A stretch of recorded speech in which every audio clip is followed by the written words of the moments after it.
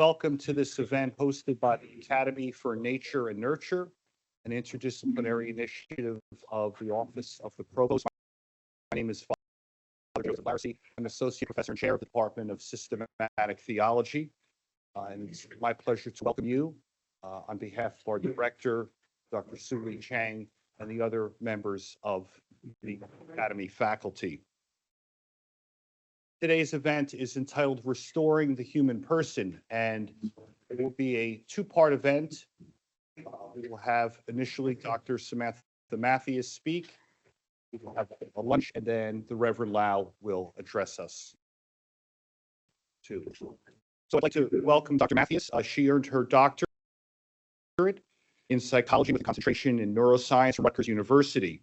She is currently Associate Professor of Psychology at Felician University, and her research is very much aligned with the interests of this academy.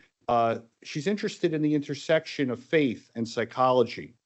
Her scholarly work has been published in the Journal of Cognitive Neuroscience, Cerebral Cortex, Frontiers in Psychology, Frontiers in Psychiatry, Behavioral and Brain Functions, and other interdisciplinary journals and books. She's currently working on a book on Catholicism and human flourishing. So it's my great joy to welcome Dr. Mattheiss. Thank you.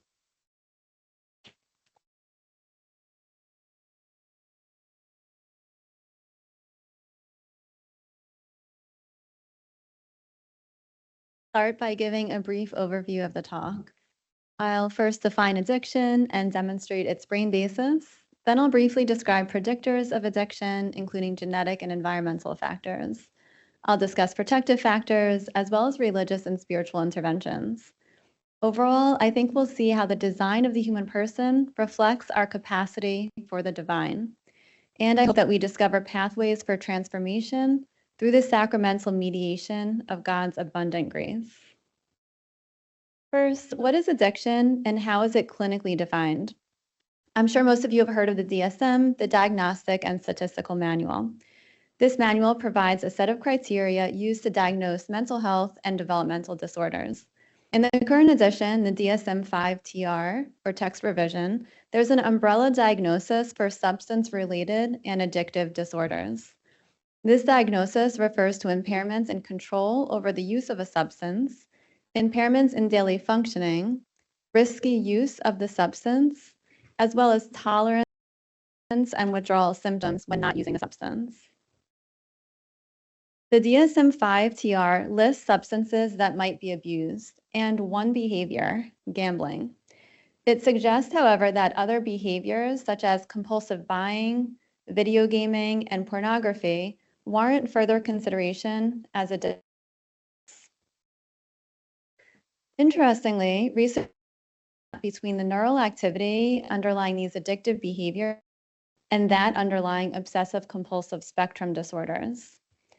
Why do I point this out? When someone suffers from something like obsessive-compulsive disorder, we tend to recognize it as being very biological in basis. And so then we tend to have more compassion towards those with that diagnosis. Yet the same is true for addiction. There's a strong biological basis, just like there is with any other neuropsychiatric illness. This calls for the same compassion towards those suffering from addiction as those suffering with other biological illnesses. That being said, psychiatrists and doctors are also pointing out the similarities between screen time use and addictive behaviors like gambling. Adults and children alike are suffering with addictive-like and compulsive use of cell phones, social media, video games, and other high technologies. All activities that give a burst of pleasure without requiring much effort at all. And at least partially because of this, they cause these addiction-like behaviors and symptoms. Most of us can probably relate to this on some level. I know I can. So the list of addictive behaviors is not written in stone. Diagnostic criteria changes as researchers uncover more evidence and clarify the symptoms and behaviors related to each diagnosis. I think it's also important to mention that scientists and clinicians have raised significant concerns with the current diagnostic approach. One team of scholars discovered that there are over 10 million possible presentations or ways to be diagnosed with any one of the DSM-5-TR disorders. Under substance abuse and addictive disorders alone, there were over 3 million ways to meet the criteria for the disorder, and there were over 9,000 ways to present symptoms, but not actually meet the diagnostic criteria. Other criticisms of the current approach include evidence that neural and biological markers do not actually differentiate these diagnoses. So if you take neural activity from thousands of participants who've been diagnosed with these disorders and apply machine learning techniques, much like what is used in artificial intelligence, the algorithm cannot accurately predict the participants' diagnoses. Why did I take the time to discuss the DSM and its limitations? Because I want to reflect on how addiction is not clearly defined and is largely tied to overall brain health, which is ultimately what we hope interventions and treatment will lead to. Since the brain is an organ, its health is tied to circulation, inflammation, and other markers of physical health. The brain is also strongly influenced by one's environment. And finally, brain health can be enhanced through one's own choices. For example, to engage in positive practices that promote well-being.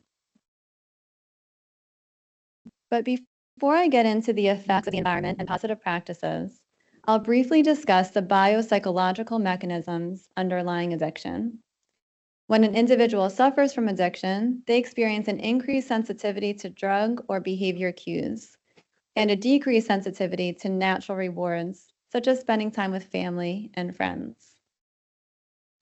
This reduction in motivation to pursue natural rewards and reduce pleasure in response to these natural rewards is largely due to alterations in the mesolimbic dopamine system, in which dopaminergic neurons project from a midbrain region called the ventral tegmental area to the nucleus accumbens and to the prefrontal cortex. The initial bursts of pleasure one experiences from a substance or an addictive behavior involves an enormous release of dopamine from neurons that project into the nucleus accumbens, part of the brain involved in feeling pleasure. How does the brain respond to this burst of dopamine? It basically says, okay, enough dopamine. Let me adapt because I don't really need all that dopamine. And so it reduces the number of dopamine receptors in this particular brain region, the nucleus accumbens. This reduction in dopamine receptors makes it even more difficult to pursue and enjoy other healthy and natural rewards. And the individual becomes kind of tied to pursuing the addictive behavior or substance. This reduction in dopamine receptors in the nucleus accumbens co-occurs with reduced activity in the prefrontal cortex, the part of the brain responsible for planning, regulating emotions, having empathy, taking other people's perspectives, setting goals, and more. These are all processes that are impacted in addiction and in many other neuropsychiatric disorders. Interestingly, reduced prefrontal cortex activity is also linked with a number of environmental factors, such as stress, adversity, and deprivation, which is a lack of expected inputs. One can experience social deprivation, nutritional deprivation, and maybe even deprivation of nature. These are all factors that increase vulnerability to addiction. The effects of deprivation have been demonstrated consistently in humans, animals, and even insects. I just want to briefly share an interesting study about the fruit fly, a household pest often used in research. Fruit flies that were deprived of other flies and thus experienced social deprivation demonstrated neural and physiological changes that mimic starvation. So the brain of a socially isolated fruit fly looks like that of a starving fly. The socially isolated fly also overconsumed food. These behavioral and neural changes are explained by changes in the expression of genes related to metabolism, and they mimic changes found under conditions of starvation. It's not all bad news, though. When I lived in one of Philadelphia's most impoverished neighborhoods, deprivation was everywhere. Yet what struck me most wasn't addiction, but rather resilience. I met incredible people who devoted themselves to protecting neighborhood children, caring for neighbors, and beautifying their street. I'm not sure if you can see the middle picture, but yes, they even installed their own speed bumps for safety. My observations fit with the vast literature on resilience. Let me begin by sharing a fascinating study conducted in the 1970s. A team of researchers led by Bruce Alexander set up 2 environments for rats. One was referred to as Rat Park, which was a large space where about 20 male and female rats lived, and where there was plenty of food, balls to play with, and wheels for exercise. The other environment was Rat Cage, which was small, contained little food, and few toys for play, and no other rats living there. A pair of rats was placed in Rat Park and another pair in Rat Cage. In both environments, rats had constant access to 2 dispensers, one filled with water and one with sweetened morphine. Rats in one of the environments preferred morphine, and the others preferred the water, even though the sweetened morphine was always available to them. Do you think it was the rats in Rat Park or in Rat Cage that chose the water over the sweetened morphine? You'd probably guess that it was the rats in Rat Park. They had a social, enriched environment that protected them from becoming addicted to the substance. I'm not going to spend too much time on other predictors, but it's important to note that it's not just the environment in which one lives or has lived that impacts risk for addiction. There are numerous other factors that play a role. A number of genes have been identified that alter processes related to addiction and thus impact the likelihood with which someone will develop addictive behavior. Studies have also shown a gene by environment interaction. For example, mice who face stress develop different levels of addictive behavior depending on which set of genes they have. Finally, epigenetic work shows that alterations in gene expression that occur in one generation can be passed on to the next generation, altering addiction risk in that generation. I give an overview of addiction and its brain basis. I discuss predictors, and now I'll get into protective factors and interventions. I wish I could say that all someone needs to do is have faith or believe in God or pray, and that their faith will immediately heal them forever. That's a really nice thought, yet the reality seems to be a bit more complex, and I would say much more beautiful. Why? Because healing and recovery is possible, and in a sacramental way, in and through nature, through relationship with God, and through creation, including one another. As I mentioned, it's important to recognize that addiction is biologically based. An understanding of this strong biological basis enhances compassion for those struggling with addiction. There is not an easy solution. Just like with other disorders such as obsessive compulsive disorder, there are physiological, visible with a microscope, alterations in brain activity and structure that underlie addictive behavior. Yet there is hope.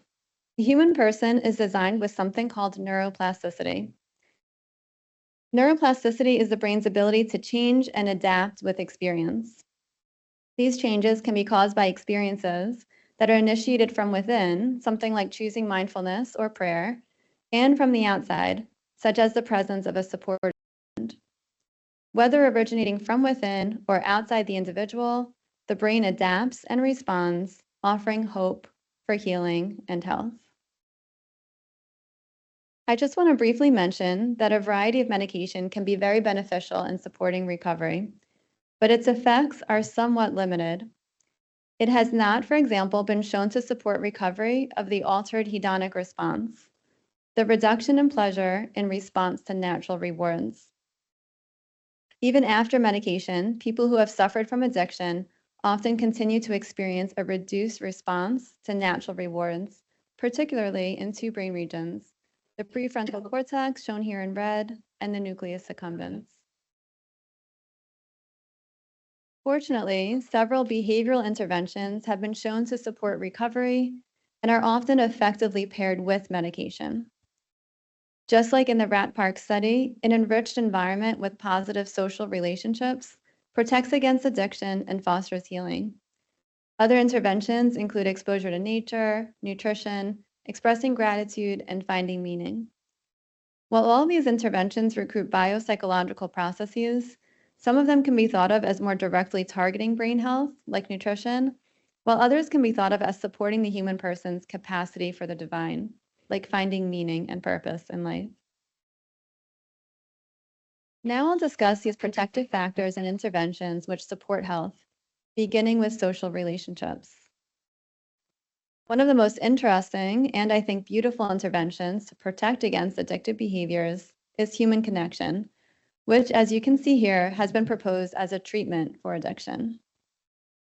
Research strongly demonstrates social connection as a protective factor and effective treatment for addiction, as well as a factor that predicts overall health. First, children who develop strong attachments early in life have a lower later risk of addiction. Next, 12-step interventions that involve social support, such as Alcoholics Anonymous, are highly effective. Social connection has also broadly been shown to improve many aspects of mental and even physical health. It has even been shown to alter our perception of the world. For example, when participants stand with a friend compared to standing alone before a hill, they actually perceive the hill as being less steep. I have to point out another study just because I really like the title. Is it me or should my friends take the credit? The researchers here found that social connectedness and changes in social network predicted a significant portion of the variance in quality of life amongst those recovering from addiction. The authors point to the role of shifting identity driven by social connection in fostering recovery. Why do I think this is beautiful? Because our identities seem to evolve in relationship with others, including God, but also through peers, family, friends, and neighbors. The impact that others have on us is tremendous. We are designed to thrive in relationship with other people. The answer to the researcher's question seems to be both. Both deserve credit. As companions to others, we can truly contribute to their well-being. And in our own struggles, we also have the agency and the capacity to choose good from within. It is us and our friends who should probably take the credit. Speaking of the design of the human person, let's explore the biopsychological correlates of social connection. The human person has an endogenous opioid system, which is involved in the pain response. This is the same system that synthetic opioids, like heroin and oxycodone, act upon. These drugs reduce the perception of pain by activating opioid receptors. Interestingly, this system is also linked to social connection in both animals and humans. For example, animal models suggest that disruption in early attachment causes changes in the opioid system, which in turn increases later risk for addiction. So the endogenous opioid system links pain and social experiences, and the relationship goes both ways. In humans, social exclusion is perceived as physically painful, presumably increasing risk for addiction. But the good news is that social connection decreases pain perception, partially through activity in this opioid system. So social connection, one, protects against addiction, decreasing risk, and two, acts as an integral component of recovery. Supportive relationships induce feelings of pleasure and reduce feelings of pain, leading to holistic health and healing. The opioid system isn't the only biological system that reflects the human person's capacity for relationship. The hormone oxytocin is just as fascinating. It has in fact been referred to as the peptide that binds, as you see here, and also as the love hormone. And for a good reason. In both humans and animals, oxytocin is involved in social behavior. It acts upon the brain to support maternal behavior, mother-infant bonding, social recognition, and pair bonding.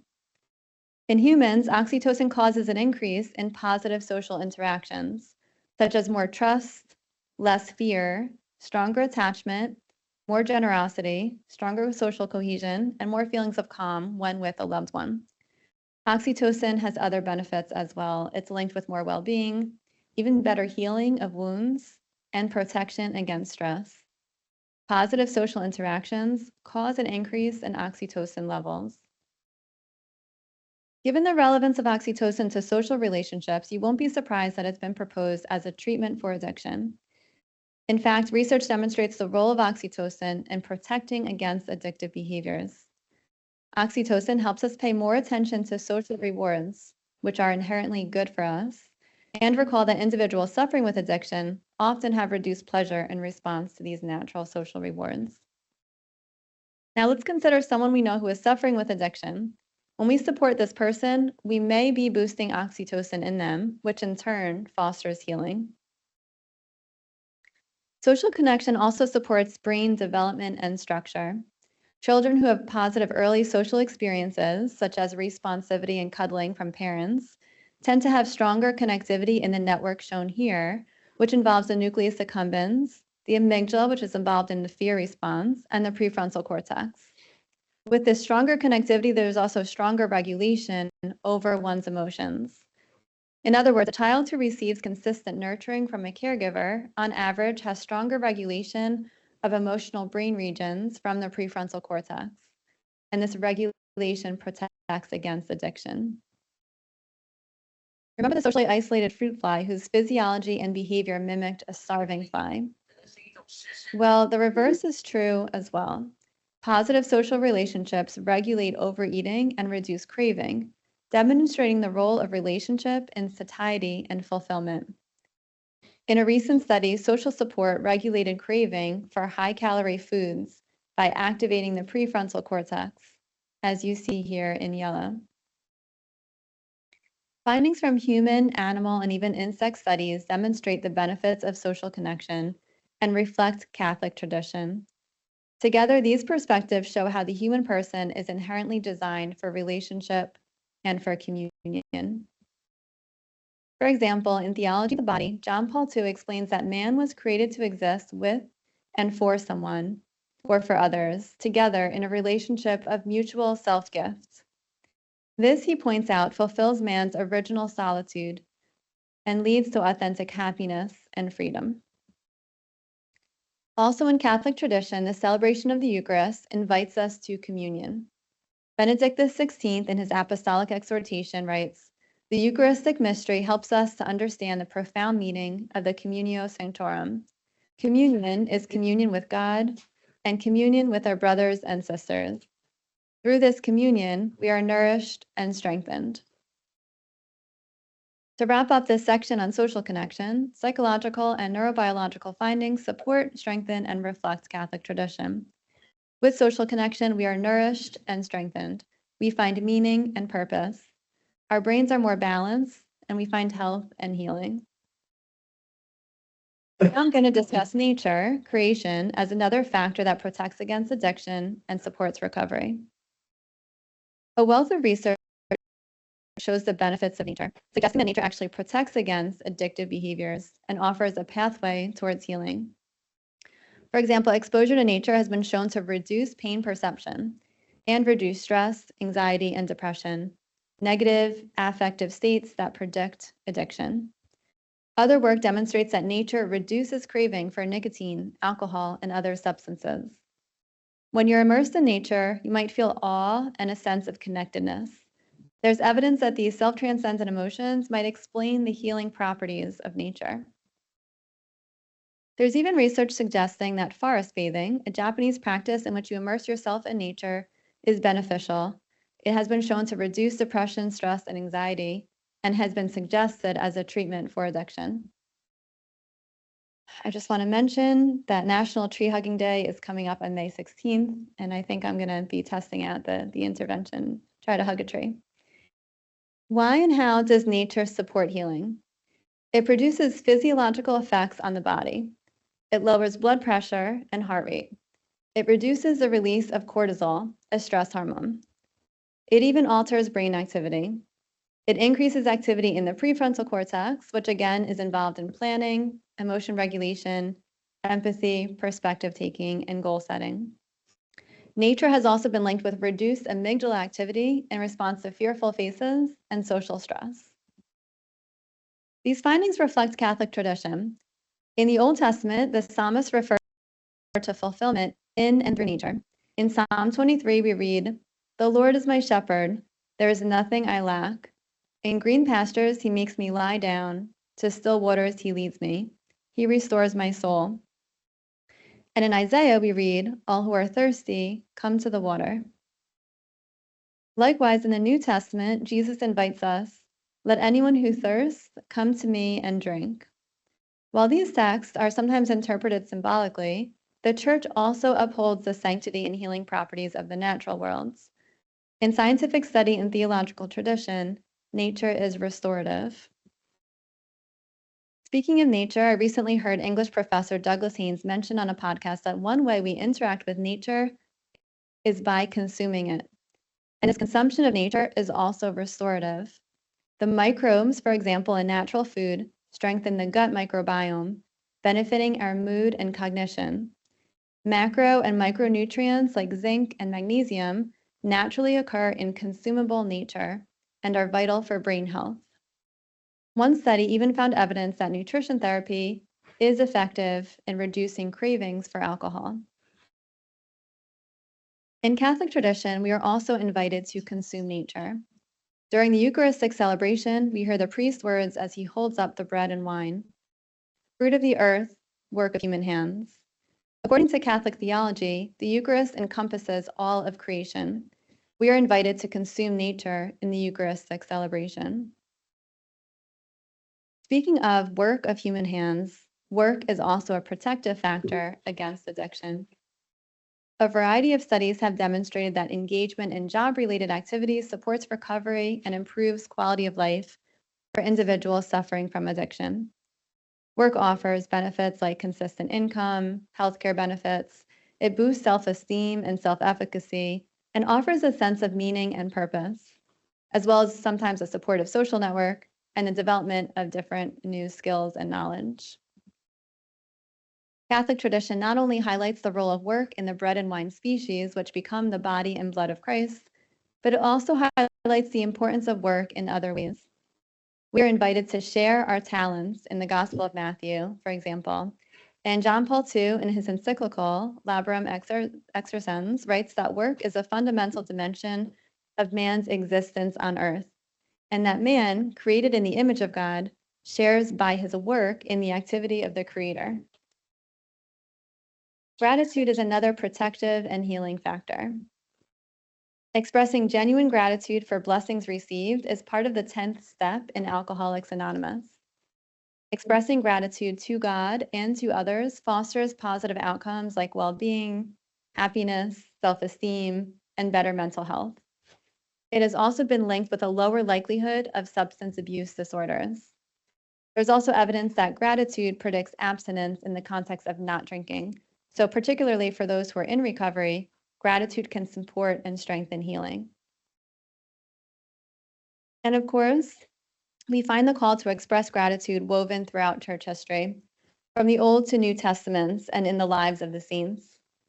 The psalmist, for example, proclaims, "Give thanks to him, bless his name."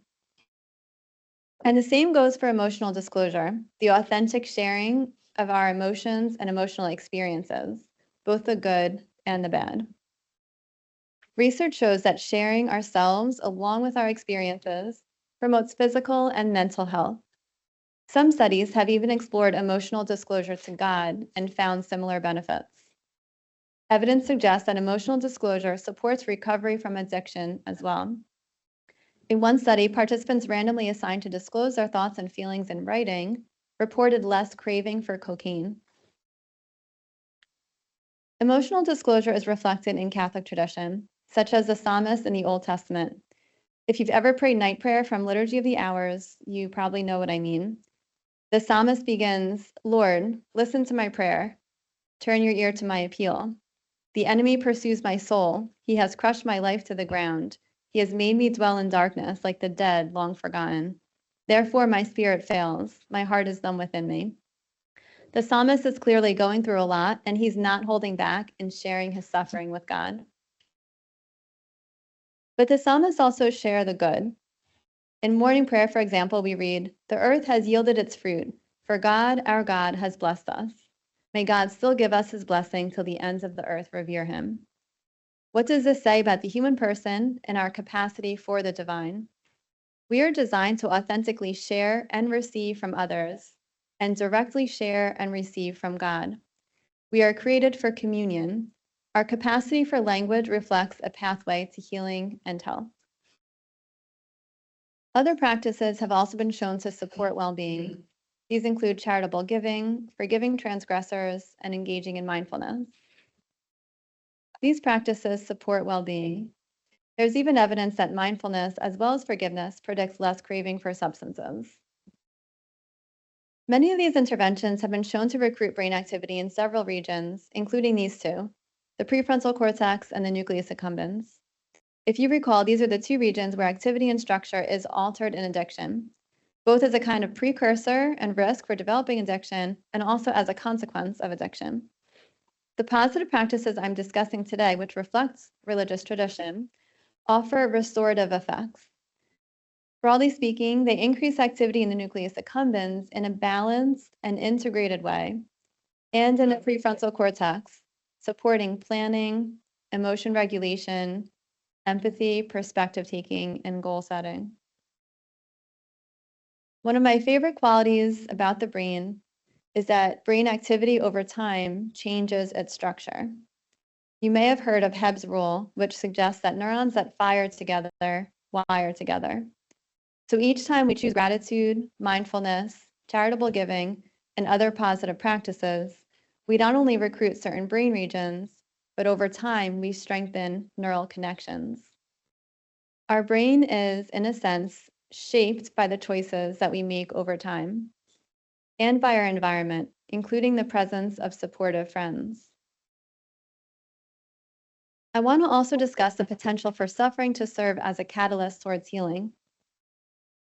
An individual who's struggling with addiction experiences immense suffering, just like those with other neuropsychiatric or physical challenges. Yet these experiences of suffering can be sources of strength, healing, and even inspiration. I'll mention a qualitative study that we ran at Felician University, in which participants were asked to describe an experience in which they felt elevation. Elevation is a self-transcendent moral emotion in which one feels uplifted and inspired to become a better person. To our surprise, many participants reported that the context prior to the social interaction was characterized by their suffering. The individual with whom they interacted responded to their suffering in a particular way. They recognized the suffering, acknowledged it, and sought to understand it. This experience of accompaniment during suffering prompted feelings of moral elevation, inspiration, orientation towards others, and a desire to become a better person. Even in one's darkest moments of suffering, there is hope, not only directly from God, but also through the sacramental mediation of his love through others, friends, family, coworkers, strangers. Acknowledgement and attunement, accompaniment during suffering can actually lift somebody up, maybe even out of their addiction, and offer hope and healing. Such findings reflect Catholic theology of suffering. Christ's sacrifice on the cross redeemed us, transforming our suffering into eternal joy. God allows suffering, but through it, he redeems. The design of the human person reflects this belief. Many of the interventions discussed here enhance one's sense of meaning and purpose in life. Yet this is yet another factor that supports well-being and health. Interestingly, the degree to which one is searching for meaning predicts more risk for addiction. So people who are searching for meaning but not finding it are more likely to relapse, while finding meaning and purpose is linked to better chances of recovery. And finally, I can't conclude this section on interventions without discussing beauty. In psychology, beautiful nature, art, actions, and ideas are explored and found to produce a variety of positive effects, including self-transcendent emotions, like moral elevation, which I talked about earlier. These emotions take us beyond ourselves and orient us towards others and towards God. I tried to shorten the list, but I couldn't help listing all these self-transcendent emotions: awe, joy, wonder, gratitude, love, curiosity, interest, reverence, moral elevation, hope, and there's more. As far as beauty in the brain, well, let's first consider mirror neurons, neurons that respond to observing an action, like someone sticking out their tongue and doing the action, sticking out your own tongue. Likewise, when we witness someone smiling, our own happy neurons fire. Now let's consider beauty. When we witness beauty, let's say moral beauty, somebody acting with virtue, Our brain reflects this action. In a sense, our brains might embody and reflect beauty in the world around us. This might remind you of von Balthasar's Theology of Aesthetics, wherein love is perceived as beautiful and elicits self-gift. Peter Kraft also discussed beauty in depth and even proposed beauty as an antidote to addiction, suggesting that beauty fulfills our deepest longings. The human person is created for beauty. That wraps up the protective factors. Now we'll discuss explicitly religious and spiritual interventions. First, some evidence suggests that the extent to which one reports that they're religious or spiritual predicts a lower likelihood of addiction. Also, some interventions incorporating prayer and spiritual meditation have been shown to support well-being, as well as better physical health outcomes and more hope. Some studies have also shown evidence for effects of these interventions on recovery from addiction. One recent study found initial evidence that simply envisioning an all-loving creator and offering that creator one's needs, gifts, desires, and sufferings increased feelings of happiness and calm and decreased anxiety. This reflects the human person's capacity for relationship with the divine. Now I'll wrap up by reflecting on the human person's capacity for the divine and healing as a sacramental mediation of God's grace and love. What is clear through all these findings is that a dynamic approach to healing is most effective, one in which brain health is supported through positive practices that reflect Catholic tradition, and the human person's capacity for the divine is supported through relationship with God. In other words, health and holiness is possible and sacramentally, in and through nature, through relationship with God and through creation, including other people. The practices I discussed today are effective at least partly due to enhancing one's sense of meaning and purpose and providing a supportive social network. These factors nourish and heal us. Why? Because the human person is designed for meaning, for communion, and for hope. Through the fulfillment of these longings, through relationship, nature, work, expressing gratitude, crying out to God, and more, we find health, healing, and holiness. Thank you for listening.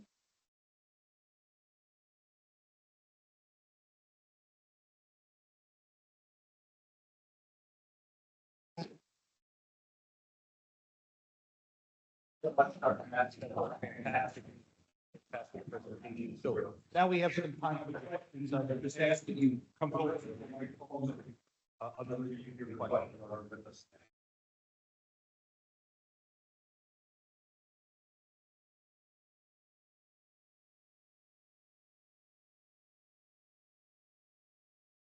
Maybe I'll kick us off. Yeah. Yesterday at the opening keynote of our Petersheim exposition, which is the whole week, Dr. Lopez talked about one of our former and hopefully still living mottos of a home for the mind, heart, and spirit. And I thought of that in the context of your presentation because of how holistic you're framing things, which I think is extremely helpful. You do a lot of scientific work. Do you find an openness to this holistic perspective in general, or is there still a reductive view of the person, of treatment that is closed off to the richness that you present? Good question. Yeah, maybe I'm oblivious, but I haven't found really any of the reductionist approach. I've found just lots of openness to discovering what's truly beneficial to the human person, a lot of curiosity, and not a lot of closed doors, just really an openness and an eagerness to kind of search together for meaning and for factors that truly promote human flourishing. Excellent.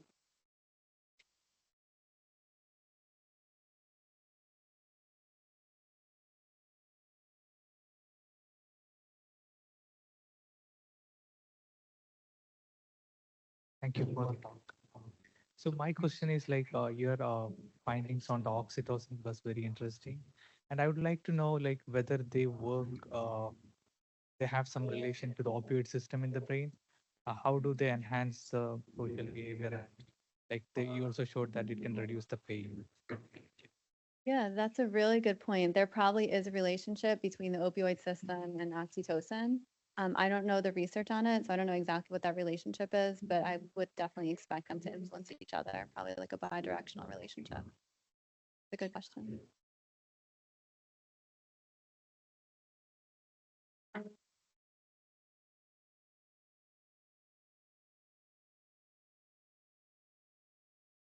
To ask you the question, maybe I can point out that if you study how you give an animal binge treatments, mimic the form drinking, actually mimicking to college students begin drinking.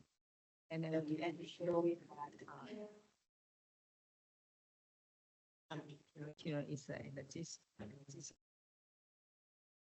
but then followed by this can even the syndrome related to a very long and persistent.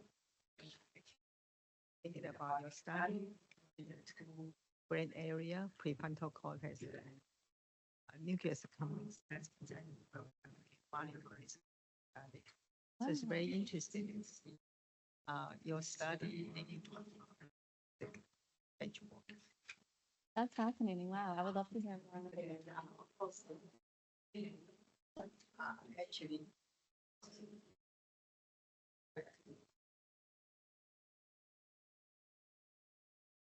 Yeah.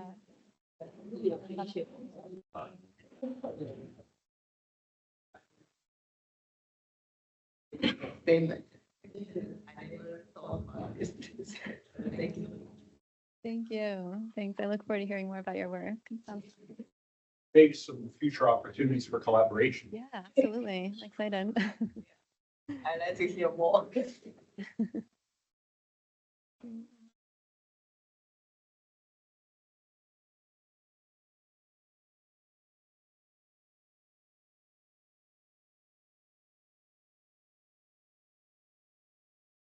So thank you for your presentation. I thought a lot of very good points there. You pointed out that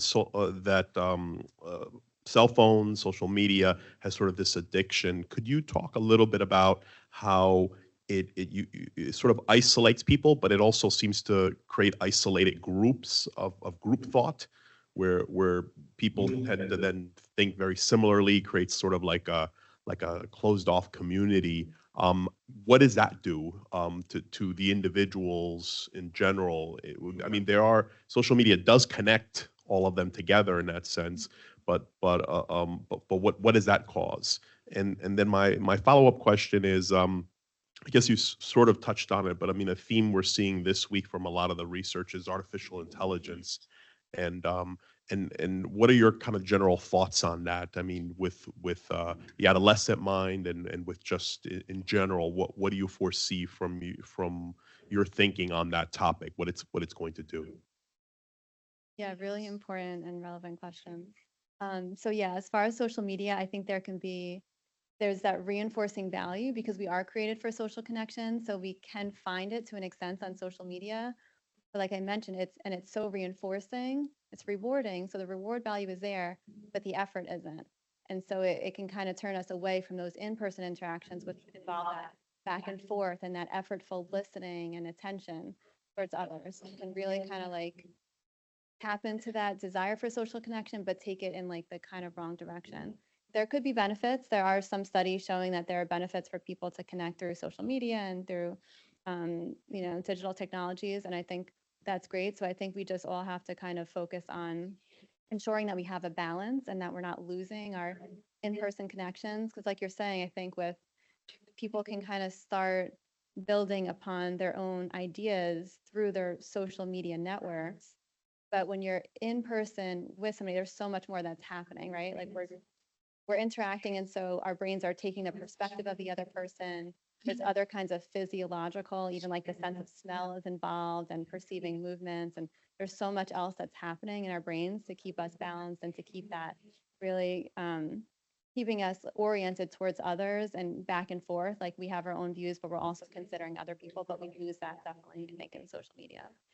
And with AI, I heard recently, like it should just be nowhere near the developing brain. That's how I feel. Like just immediately get it out of, elementary schools, middle schools, and even high schools, I think. In higher education, I think it's different. It's almost like the use of a calculator where, you need to develop those basic skills for brain formation. So I'm hoping that we start looking at it, if it definitely is happening, looking at education as formation and development of the brain versus, achieving the skills that we think we need to have at grade levels. So yeah, hopefully, it has its place and we all recognize that it should not take over, the development of skills, which are fostering healthy brain development, and well-being, of course. Like there's just well-being embedded in learning something like handwriting and sentence structure and spelling. Even when we have those tools available, we're using them, we're losing so much as far as the normal activity and structure. I think there could be benefits. I'm sure that, everyone who's discussed this in research, it can be really useful, in some cases. And I think starting, again, higher ed and the upper levels where the basic skills have been developed or are being developed at the same time. And then there are opportunities for AI use, to help kind of solve societal and global problems. I think that's great. Or serve as a support, for particular research or other types of work. Great questions, important issues. So you find that AI is more isolator? While social media is sort of failed because that technology has not allowed for a proper community, and the Yeah, I think, value that comes from proper community. yeah, right. I feel like they both tend to isolate, right? If they're misused. I think, like Jonathan Haidt, one of the leaders with kind of just getting screen time into its place, just emphasizing over and over again the importance of replacing screen time and AI use with actual in-person social interaction. So just being out, especially for children, just getting them out into the community, outdoors, riding bikes, into nature. So I think it's a lot of these types of interventions that we need to make sure that we keep. And then we're going to have those technologies. I don't think they're going away, but they can stay in their place as long as we're really like amping up and focusing on those other positive social and natural experiences. It reminds me, before my sabbatical, I was teaching one night class and it wrapped up around 9:30 and people were driving home. And one student admitted that to pass the time in the car, she had a very long drive, she would talk to AI. And another student heard that and she was really upset by that. She said, please don't do that, call me. And we can talk on the phone when we're driving back, but she really wanted her fellow student to have a human interaction and not to spend that hour in the car talking with the large learning model. So I find that very moving and hopeful. Yeah, that's great. And we do hear that more and more, right? Where people are turning to AI because there's communication and there's that receptivity, and you're going to get a lot of affirmation from ChatGPT when you share things, and that's what we're really longing for, and that's what we need, but not from a machine. Yeah, that's really beautiful to hear people kind of stepping up and saying, call me, talk to me, I'm a person. And of course, so many different brain regions that are being activated and different processes and the development of empathy. We don't want those processes activating in response to a machine, but rather to people and creation. About the AI, when Dr. Lopez talked about AI as an assistant, I actually have a little story to share. I supervise a whole bunch of students pursuing to go to medical school, and then in order to have a good chance into medical school is something called MCAT, MCAT exam. Oh, I'm very good at my story. It's very good. The chemistry is very good, but chemistry very good. But my reading is poorly bad. So how do you do that? They really don't know what this is. The question come out always is something very different than the different one. And then she said that the test, that kind of mock test, didn't really have a chance to practice. Why don't you use ChatGPT? I say just type something, and then the experience type something, for example, oxytocin. What is this? The AI can give you a whole bunch of probably 500 words words. I said, try to access.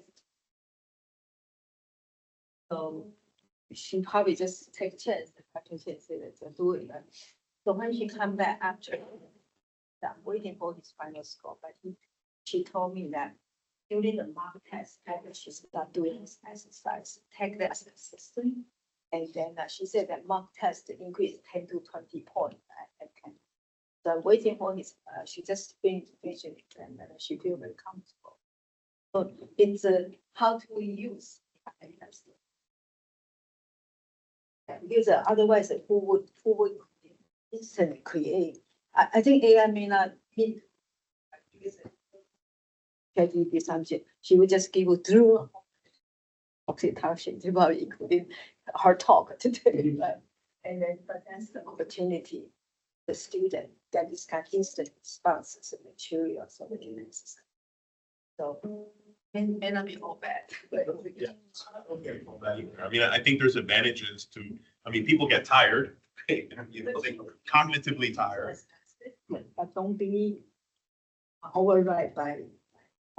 Well, the influence is a question mark, I think, but I mean, like, your friends, your family, your mom, your dad, you know, everybody that gets tired, but that doesn't. I mean, and it kind of just keeps working with you, but there also could be addiction issues that could happen from that too.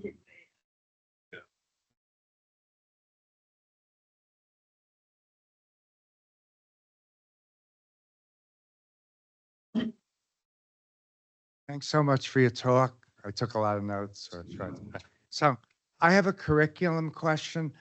So as you were talking, I was trying to figure out like where would this go in the curriculum? And so what I came up with is sort of applied neuroscience, the intersection of neuroscience, hard science, and I think probably ethics, like well-being. And so are there courses like that, or would you think about developing, or should courses like that be developed to formalize this type of in the curriculum? I don't know if you have any thoughts on that. So. That's a great idea. So a lot of the practices that I discussed would be referred to as positive psychology. So there are definitely like positive psychology courses. There's probably even like a neuroscience of positive psychology type of course where it goes over the practices kind of like I did, and then goes more into depth in, you know, about the brain and the different hormone systems, neurotransmitter systems. I would definitely advocate. I think it would be great to get more of those courses into even elementary, middle schools, high schools, and of course higher ed, to really teach people about the brain. And maybe it's just me, but I think it's like one of the most important things you can learn about, and how to like choose positive actions with each other and for one another. So I think it would be great to develop this a little bit more and kind of expand, you know, to various grade levels. One of the benefits I think of learning about the brain is to kind of increase compassion. Like I feel like once we understand how somebody's brain works and how it's been influenced by genetics and the environment, we tend to have more compassion on people. But also, you know, the benefits of all these positive practices and well-being. I do think there's more and more of an interest in these positive practices and an interest in the brain. So yeah, I would be happy to talk more about expanding what's already out there.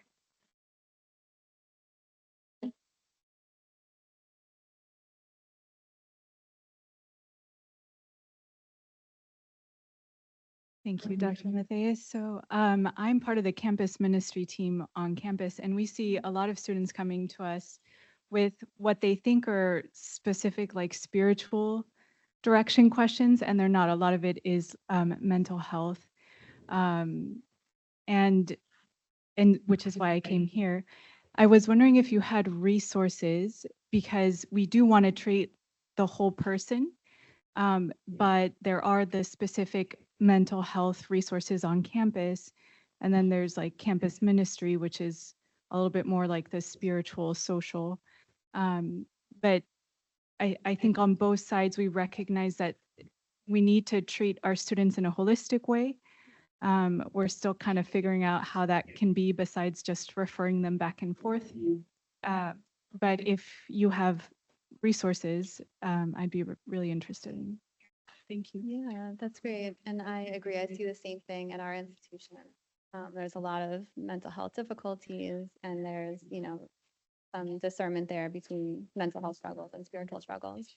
But you're right, there's an integration of those two struggles, and therefore an integration in kind of therapy and treatment, or just kind of positive practices would be most effective. So like I said, there's positive psychology courses, there's even free courses that students can do, but they're probably more informational. I have thought a lot about developing like an online course to invite people to engage in these positive practices from a religious lens, so engage in these Catholic kind of traditions and practices, and then also kind of understand why and how they're beneficial. But I haven't done it. So if I do that, I'll get that to you. And as far as other resources, there would be like, if you did like a Google Scholar search, you could find kind of articles that, are open source that students can read about this. I don't know that there is like a platform that kind of brings all these positive practices together. There's a lot of researchers that kind of focus on one and do an amazing job, for example, expanding the practice of gratitude and the impact. Other than like the positive psychology higher ed courses, I don't know much else. But I will definitely look, and if I find anything or develop anything, or we can always collaborate and work together to develop something, you have to talk. Thank you very much.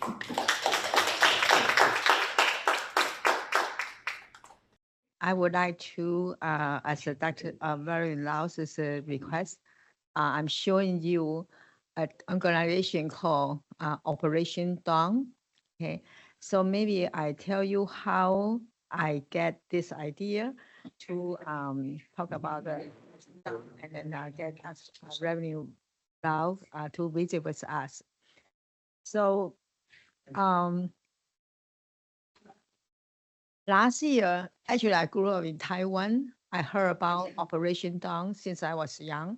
And then dawn, D-A-W-N, is early morning, which is beautiful words.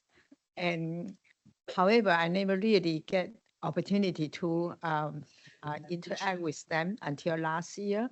I was doing my sabbatical leave in Taiwan National Health Research Institute. And then I just realized that that place in Zhunan is very close to one of Dawn's site. So I decided to visit with them. And finally, turned out I went to visit Operation Dawn in Taiwan, in the southern part of Taiwan. And that time I met Reverend Lau. And we are in the ANN. We are talking about resilience from the addiction. So I just suggest to our team that they get them to connect with the Dawn's operation. And actually, Dr. Samantha's talk today, and I was thinking about, okay, this is scientific talking about that, but Operation Dawn actually doing almost everything she was referring to. So this is a film I want to show to you. It's 8 minutes film. How do I start? Just hit it? Just hit anything? 有一种爱，像大夏从永残里珍藏。1977年呢，我到香港晨曦岛福音戒毒去戒毒，在陈保罗牧师的牧养之下呢，我就信主了那么也戒毒成功。后来呢，我就被香港晨曦会陈保罗牧师参派来台湾宣教。我吸毒4年，对他们让我的身体及膀胱都受到了很大的伤害。那医生曾经跟我讲，就是说，如果再吸食下去，那我的结果只会是换肾脏。但是因为姐妹之家是我戒毒的地方，也是我生命改变的地方。我觉得印象比较深刻的就是同工们在这样的一个24小时的环境下陪伴着我们，我觉得这份工作其实是很难能可贵的，因为我觉得在外面并没有人愿意这样子的陪伴一个吸毒者。那来到这里之后，更多的顺服神的话语的时候，我看到我自己的生命慢慢的在一个健康的状态越来越好的一个方向。我发现我自己越来越愿意听从别人的教导。我过去使用针头司塔海洛因被检验出来，我成为一名艾滋病的感染者。其实当时我只是觉得自己生命可能不长久吧，我心里面只是觉得，甚至可以说死了比活着好，因为我就可以戒毒，不用再活受罪了。其实，在过去的生活当中，我有很多不良的习惯，也有很多不好的脾气、错误的价值观。但是在这里，我基于圣经的真理被指导、被指教，而不是被人家定罪，让我能够真正的面对自己的问题所在。有一次我在村中的时候，跟一位来村中实习的神学生外出，他说他口渴，于是就拿了我们的杯子起来喝了我们的茶。我知道他这样的动作是为了要表示他很接纳我们。其实他的这样的举动，对一个身为一个艾滋病感染者的我感觉到我真的被他所爱、所接纳，这也很激励了我。台东村是我遇到神的地方，我们每天被上帝的话语给充满。台语讲的就是敬礼上帝为来对。我们在海边上的路，愿人都尊你的名为圣，愿你的国降临。渐渐的，上帝的话语进入到我的心中。在读经的时候，就读到一段话，就是过去你们是暗昧的，但是在主里却是光明。过去我在想说这就是什么意思啊？我反复思考才知道说，因为过去不认识神的时候，在吸毒的时候，那种生活光景是非常非常的污秽，然后是被罪给充满的。但是现在因为认识主呢，我却能够活出一个不一样的生命，是光明的一个生活。晨曦会这40年来坚持以基督信仰福音帮助人戒毒戒瘾。晨曦会在台湾服务的据点有8个男性戒毒村，其中有监狱更生人、毒瘾、艾滋感染者，也有一个姐妹之家和一个中途之家。在海外据点有美国、加拿大、温哥华、泰国、缅甸和中国，都有福音戒毒的据点。我们相信福音是神的大能，为要救一切相信的人。我们发现这个药瘾者的家属呢，非常的痛苦。晨曦会在这个协助家属的顾问，还有家属团契的聚会当中呢，已经有20年的经验。然后借由这个家属团契的运作，来让家属知道怎么样去帮助孩子，特别是在心灵和信仰的重建上面呢，然后来帮助他，最主要的让他与上帝和好，然后得到一个全人还有全个家庭的一个和谐的关系。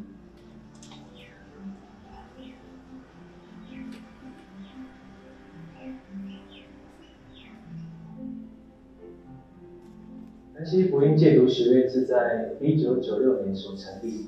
那之所以成立，主要宗旨有4。第一，就是因为世代毒品的泛滥，所以有需要更多福音戒毒功能的产生。那第二呢，主要就是为了要协助其他福音戒毒机构可以训练这个福音戒毒功能。那第三是为了连结教会，因为教会也需要来培育这个辅导人才。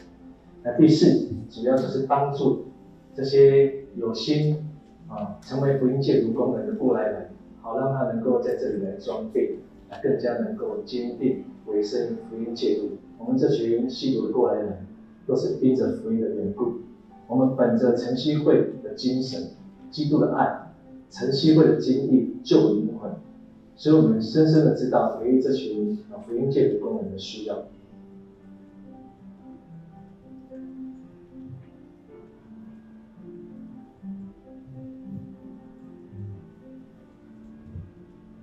晨曦子母中心呢，为衔接学院职能训结业生，以无缝接轨的模式进入职场而成立的。晨曦子母中心设有出版社、肉类食品加工坊，然后我们也透过这个工作坊的目的呢，也不是为了能够盈利，而是呢，预备离开晨曦会的学员能够从这个当中学习到职场伦理、SOP 的重要性等等的。那么呢，相信他们在戒毒的这条路上，不再疲乏，然后在信仰耶稣基督的救赎的这条的路上，也能够走得比较顺遂。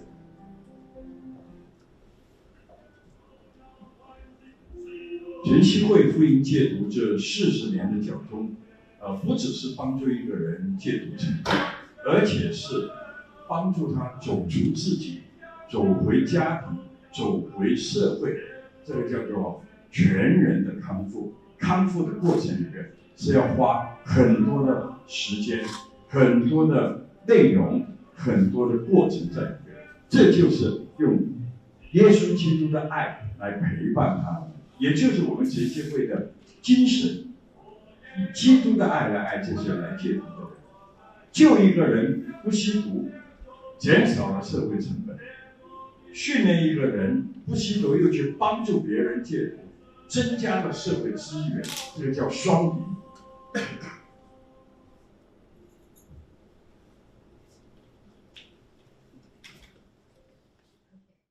So let me say a few words about revenue rule. Manwo Lau, he is a leader in the faith-based addiction recovery. And his own life actually reflects recovery from the addiction, and then he helped the people in addiction. And he was experienced profound conversion in 1977 because he became get involved with heroin and addicted to heroin when he was a teenager. So it's a struggle for many years. In the next film, he would like to share his that experience, but I like to tell the other part, how he helped people. That in 1977, after struggling drug addiction, and in 1984, he and his wife, Mrs. Lau, were commissioned by Operation Dawn in Hong Kong. Operation Dawn actually started in Hong Kong. And then he went to Taiwan and has been in Taiwan 40 some years. And then also they continue to establish Operation Dawn in around the world. I think in the United States 20 some years. And in general, I visited the one in Taitung, the one they show here, during the last year's sabbatical leave. Taiwan is much smaller, but they have the people who in the treatment, they went through their curriculum, and then I think 1.5 years, everything free, and so they have fundraising to get the operation done. And then I actually seen the way they do in United States. They actually has a farm, all the people in the farm for doing that. Okay, so let me show the one.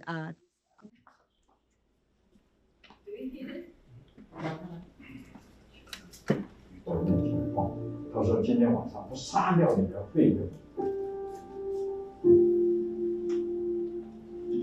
我从小在香港长大，12、13岁的时候呢，我就出来股份，15岁我就正式的加入黑社会帮派。什么叫正式的？就是要杀鸡头、拜关帝、滴血为盟，表示我是属于这个组织，要忠于这个组织。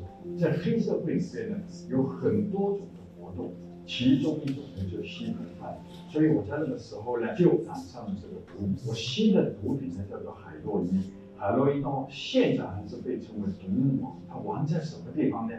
昂贵难戒，毒瘾发作的时候，上吐下泻，忽冷忽热，内心里面好像几千根针在戳，几千只蚂蚁在游。我的父亲呢，把我赶出去，跟我登报脱离父子的关系。我的母亲呢，就更加的痛苦，因为我的母亲是一位传道人。有人说传道人的儿子都吸毒嘛，他觉得非常的丢脸。有一次，我的母亲从外面一进门，看见我在毒瘾发作很痛苦，扑通就跪在地上。他说：“孩子啊，求求你不要再去吸毒了，因为你一个人吸毒，我们全家都痛苦。我看到母亲这么痛苦，我也跪在地上，向我的母亲承诺说：妈妈，我真正不想再吸毒了，请你相信我。可是当我毒瘾发作的时候啊，最毒的地方就是连妈妈都不要，这个叫心毒。”很难过，他讲的一句话是全世界吸毒者跟妈妈讲的同样的话，就是他爱我们又爱不下去，不爱我们又不行。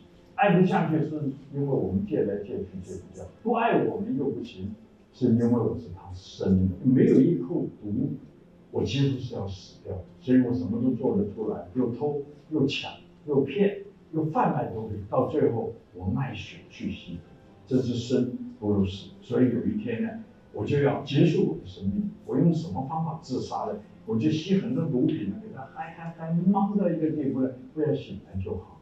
可是那天晚上忙不起来啊，我就加了很多的酒，结果我就从4楼这样子滚下来。如果你近看我的2个眼角旁边呢，这边是爆裂的，当时我的眼骨都掀开了，下巴呢牙床是分裂的，牙床都歪掉。当我醒来的时候，在医院一看，我整个脸是烂掉，我就发现我是戒不掉，所以我就做了一个决定，从此不再戒毒，吸到死为止，看怎么死，不是被人家打死，就是我打死别人，或者被抓到监牢里坐一辈子。有一天晚上，我在贩卖毒品，突然间有人来敲门，2把刀子架在我颈子上，把我架到半山上去。他们说把你老大的电话告诉我，我死都不讲。他们就把我压在那个地上，用榔头打到我肋骨这边断了5根。旁边有个人拿了一个铁条啊，要来打我，我怕我的头被打爆，我就拿手去打，结果我的手就当场被打断，看到这样弯起来。后来旁边有个人拿了个玻璃瓶子，唰一下敲碎之后，在我脚面上慢慢的割，脚是没有肉，非常的痛。最后呢，我几乎是要晕过去。警察来了之后呢，就把我们送到医院。在医院里面，我的母亲跪在床边为我祷告。她讲了这样子的一句话，影响了我的一生。她说：“孩子啊，不要想着去报仇。”她说：“恨不能够解决恨，唯有爱能够弥补恨。”然后她说：“妈妈爱我。”当她说妈妈爱我的时候，我非常的感动，但是我又很内疚。感动的是说：“妈妈，你还爱我吗？我害你害得这么惨。”内疚的是说：“妈妈，你不要爱我，你爱我我也戒不掉，因为毒瘾发作很痛苦。可是最后，我的母亲讲了一句话：耶稣也爱。其实我从小就去教会，但是我不认识耶稣。我心里面想，如果耶稣真的爱我这种人，我需要耶稣的爱，去哪里找呢？母亲就把我带到基督教晨曦会福音戒毒中心。我的母亲呢，天天为我祷告，无天汉地的为我祷告。我就在这个福音戒毒中心被主重生、悔改、信主、蒙召。我的呼召就是回头之后兼顾你的弟兄。我就问主说：“主啊，我的弟兄在哪里？”主很清楚给我一个意念：你的弟兄在吸毒，你的弟兄在流浪，你的弟兄在监牢里面，你去帮助他们。耶稣可以帮助他们。结果我就把自己献给主，在香港7年，在台湾41年，所以48年当中啊，到处把福音传给这些吸毒的人。亲爱的朋友，你有什么需要吗？无论是哪一种的瘾，都是会成为毒的。凡是误用、乱用、滥用的人，都会上就会中毒。无论是瘾头，无论是心中的烦闷，无论是你身体的痛苦，你来到耶稣基督的面前，呼求他的名，也打开你的心来接受他，成为你的救主，成为你的帮助。耶稣爱你，耶稣也会救你。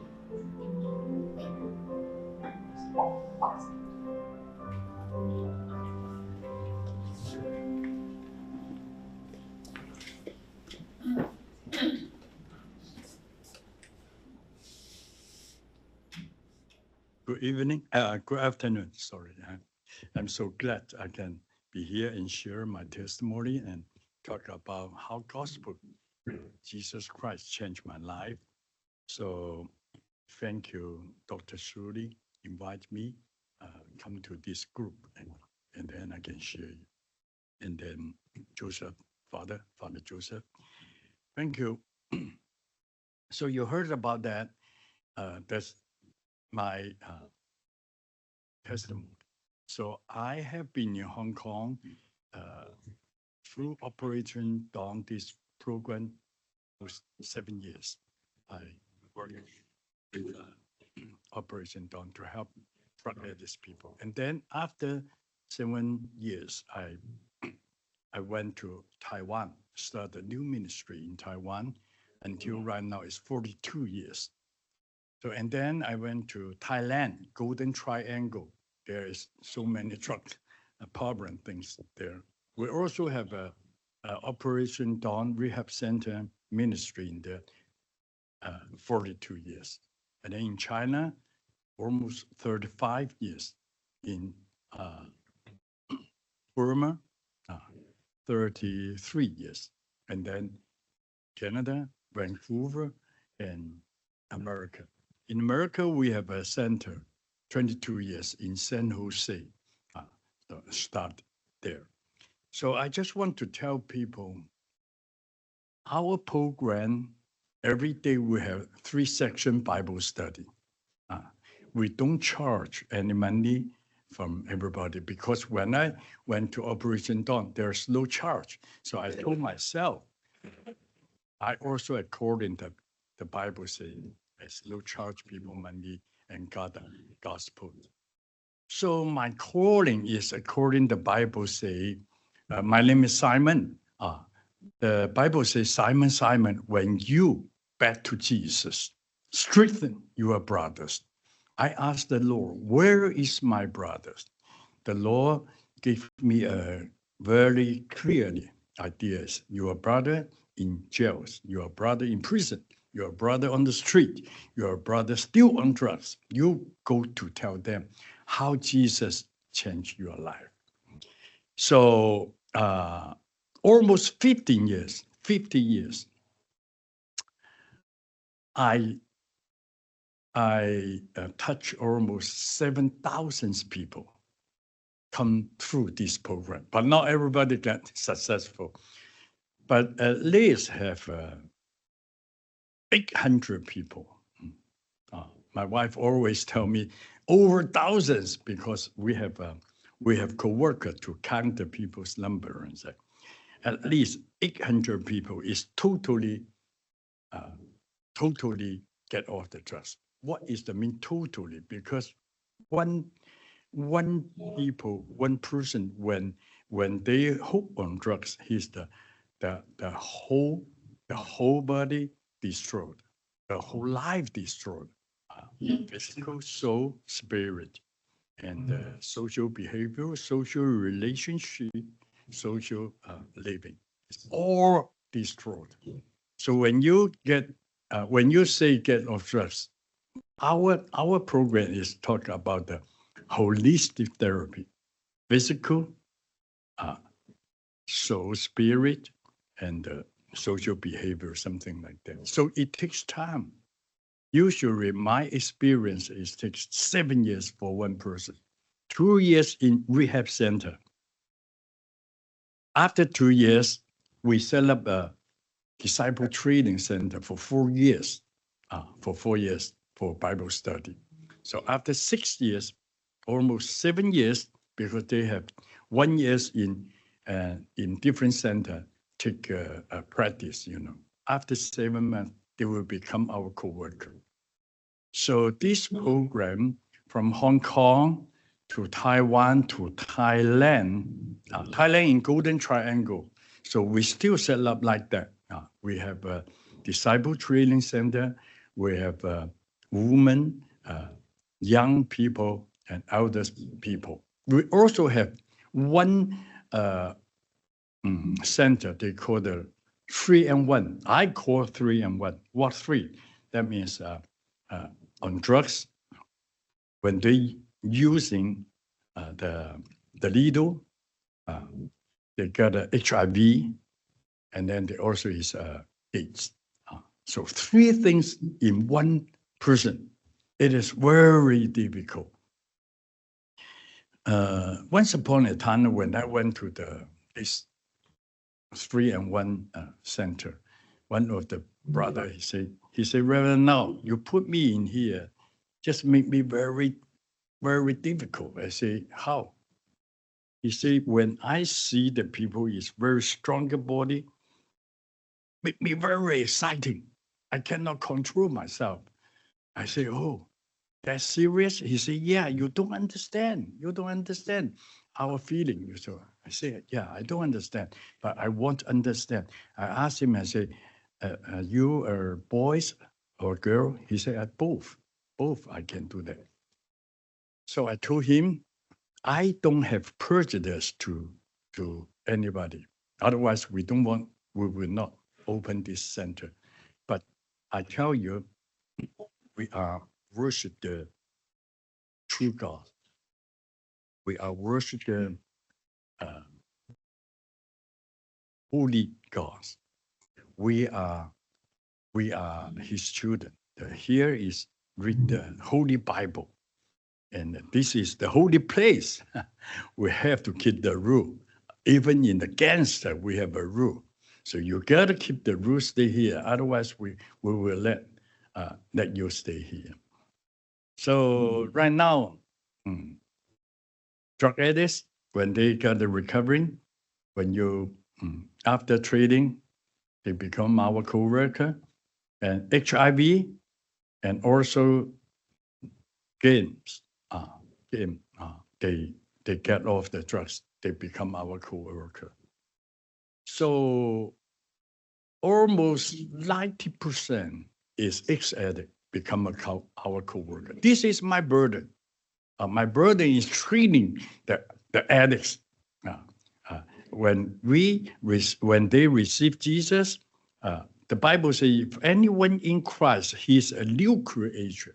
So I told them, if a new creature, you should think about, you should surrender your life to the Lord, because the Lord saved our life. So I train them. So in all over the world, Thailand, Hong Kong, America, Canada, Vancouver, we also have a girl center. Almost 300 people around all over the world. So we have co-worker, almost 70 co-worker, 70 co-worker.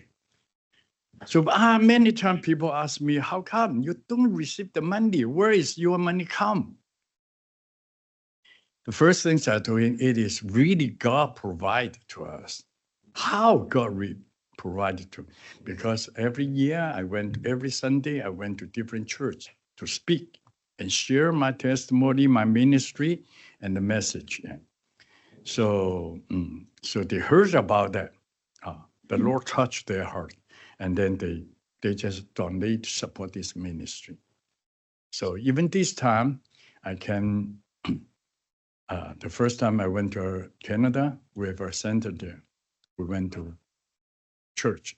Still, I brought the people, go to tell them the ministry there. This time I will come to America, and after New York, and then I will fly to San Jose to our rehab center and stay with them for 1 week.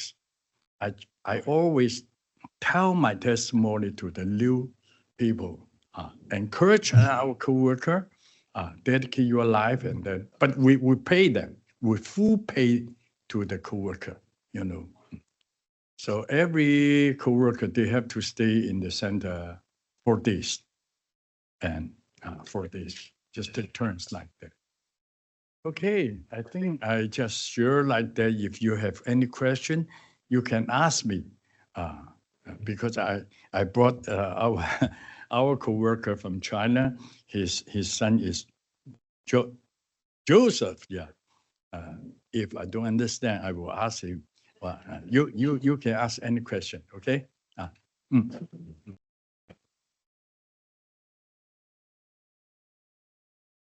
Thank you for your witness. That was beautiful to learn about your journey and all the work of Operation Dawn. Yeah. I imagine many of the people you're reaching out to who are in the throes of addiction don't know Christ yet. Maybe they've had no exposure to Christianity.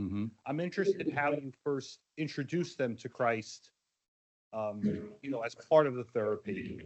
And because it seems like you're doing two things, you're evangelizing and you're also doing the rehabilitation, Mm-hmm. which is quite beautiful, but also amazing. Very few people do this. Yeah, yeah. 所以你稍微翻译一下给我，我抓到那个意思，别了。对对对。Oh, okay, yeah, that's a good question. When they came here, they are not really to listen our teaching. They just to see what you do and what you say. So I told them, our co-worker, all before is drug addicts, but right now is ex-addict through the gospel, through Jesus Christ's love. So every day we don't have no smoking in our center, no smoking, no TV, no alcohol, no newspaper, because they don't to see the good newspaper that they always take the worst newspaper. You understand what I mean? Yeah. So we don't have anything about that, but just like the school, just like the family. So nothing. Now we try to love them. We accompany them go to the hospital when they get sick. We accompany them go to the court. They have go to courts. Sometimes they have something happen. So they see our action. They compare, we talk about it because we do first by ourselves. From the beginning, I don't have any money to start this ministry. I only have 3,000 from Hong Kong to Taiwan. And then I got married 10 days. After 10 days, my pastor sent me to Taiwan. I started the center there, nothing. And the neighborhood, they don't want to rent the house to me. They say, oh, wow, drug addict is terrible. Wow, make me very feel discouraged, But I trust God. I say, the Lord, you brought me come here. Please. One of the organization called World Vision. Did you heard about this? In Taiwan, they support our ministry from first. Every year, they support 8,000 US. That is 42 years ago. That's much money, And there I started. So I rent the house, but right now I have some farm in the country, in the small town there. So we show our action. We talk about the scripture, and then I ask some pastor come to teach the Bible. So we don't use another book. We don't use another things because they are sick. They are sinner. They need the word of God. So we concentrate about them, but not only teaching. We let them see. So I make a decision. No charge. God love you, but we have serious require to tell them you must be keep the physical, soul, spirit, and the social behavioral, social attitude. So we teach.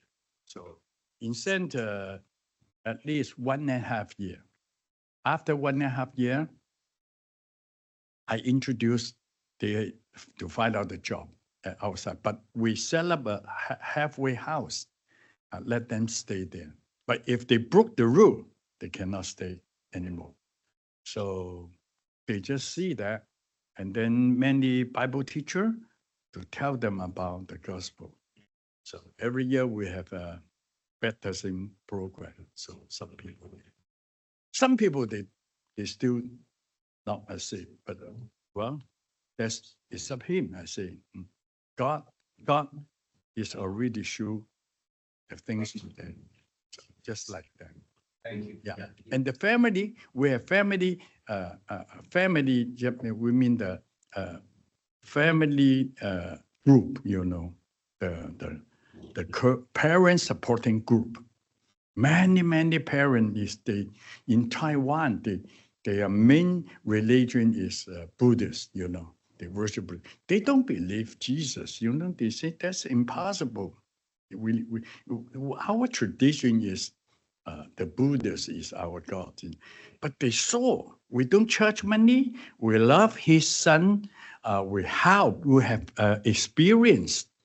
We talk about every week we have a parent supporting group meeting. So every time we ask the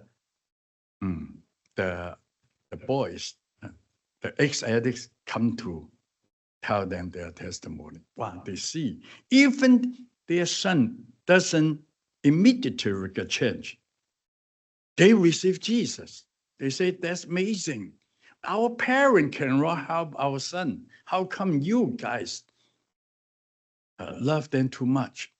But I see this love is come from Jesus. So just like that, usually. Yeah. Okay. Another question? Yes. Hello, my name is Mary Landrio. I wanted to ask you a question specifically about the families. That your testimony was beautiful and it really resonated for me. I'm a professor here. I'm part of the academy, but I'm also a mom of someone who's in long-term recovery. And so this idea of love, not only you talked about your own mother, but also obviously Jesus's love, and then also training people who are in recovery to love back. Right? Here in the West, we don't use love as a clinical term. Yet, in my experience as a licensed social worker, the healing is in the relationship, and the relationship is about love. So how do you actually articulate that? Can you talk more about the family and how you really, I don't know, love?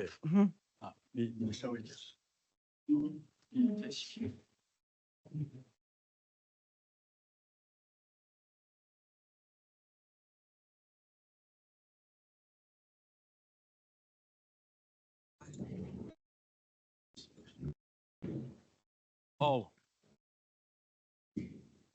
in family, it's very difficult because their relationship is different.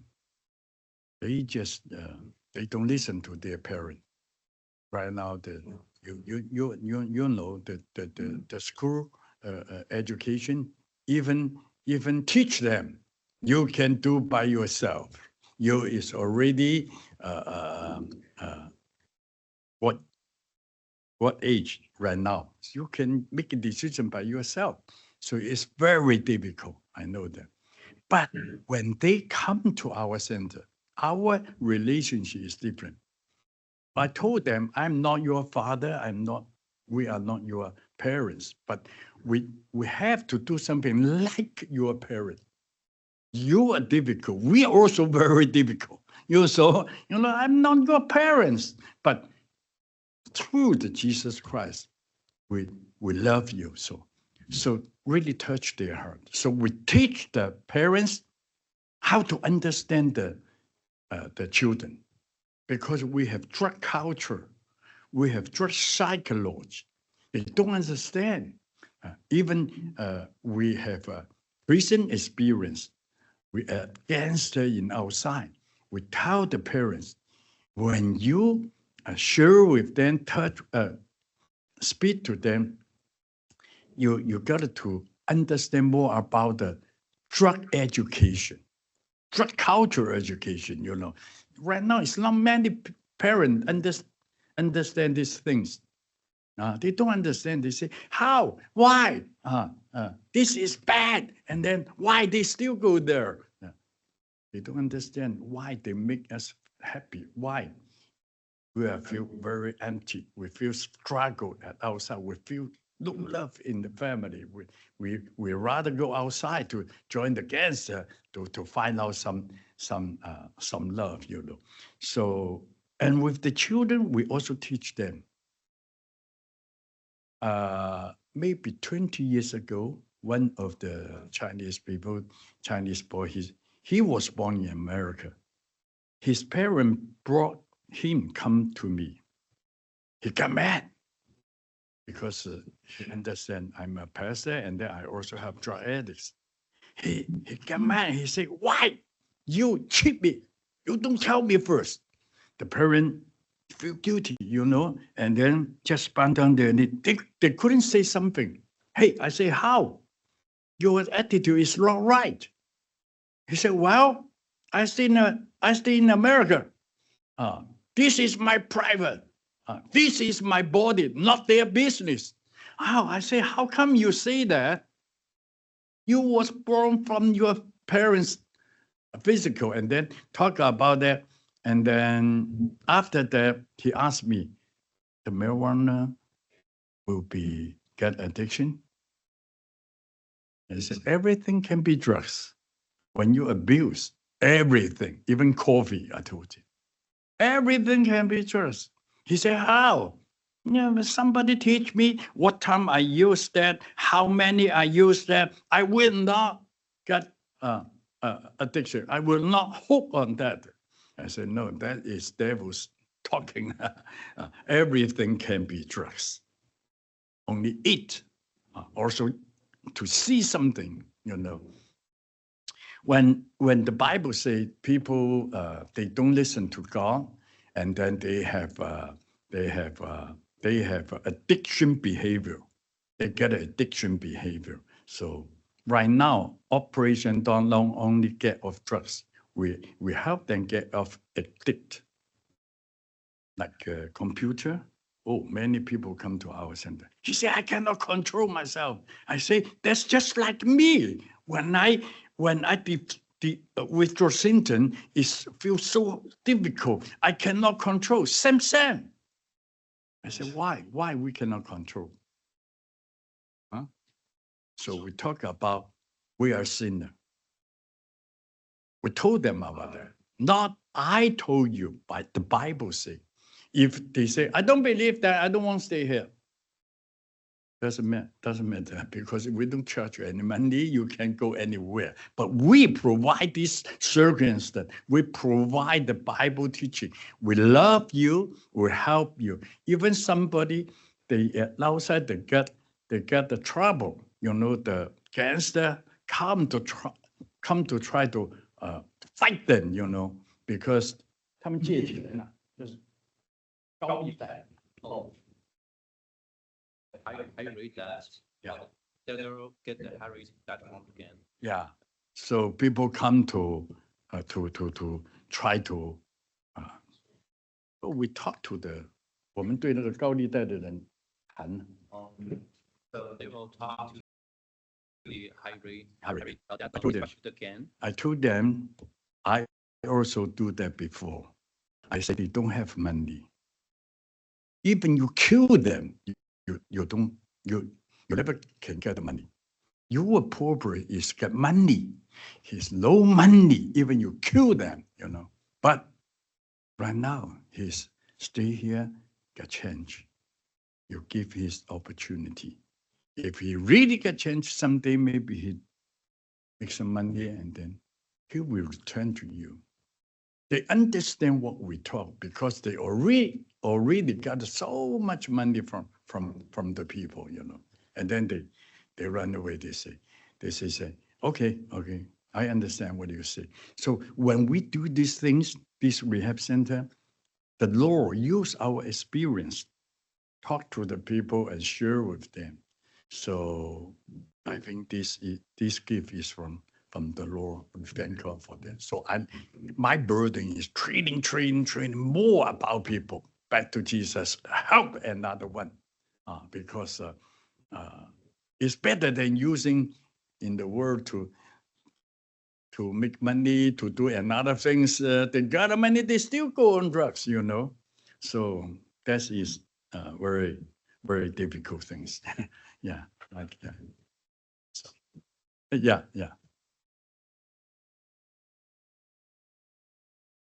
Thank you, Reverend Lau. That was a incredible story. Your life story reminded me very much of Saint Augustine, in particular how his mother, Saint Monica, prayed for him for 17 years because he was going through difficult times like you were. Could you, just out of curiosity, your mother, what ended up happening with her? And I also want to further ask you, I mean, you're in many countries, you said in Taiwan, in Hong Kong, in Thailand, in Canada, US. What are the similarities that you see with people that have addiction, and what are some of the differences that you see? I'm interested in kind of what causes them to get addicted and come to your centers.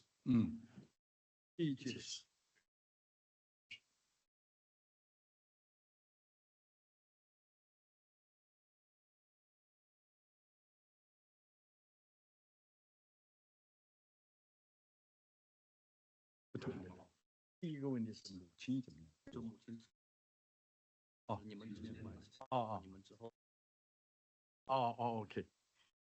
Oh, I talk about my father. My father chased me out. He said, I don't have this son. You better don't come back again. I'm very happy because I say, not me, it's you. My mother is very difficult because she was a Bible woman. When she preached to the people at the street, at the outside, the people go to my mother.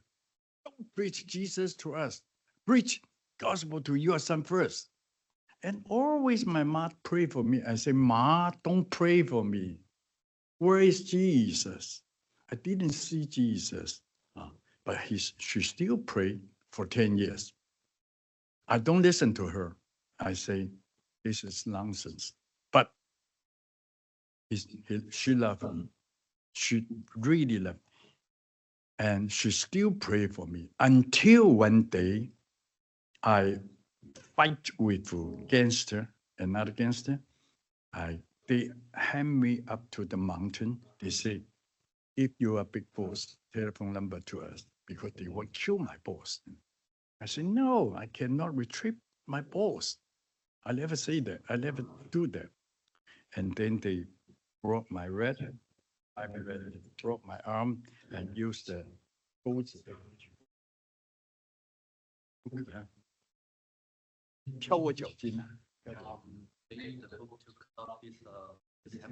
Yeah. So almost died. And then the police come. They run away and they send me to the hospital. When I wake up, my mother bowed down her knees, still pray for me. He says, son, hatred cannot solve the hate problem. Only love can repair the problem. Ma love you. I told myself, I said, Ma, don't say love me. You love me, even you love me. I couldn't change. I could stop. But the last word she told me, she said, Jesus loved me too. I said, where is Jesus?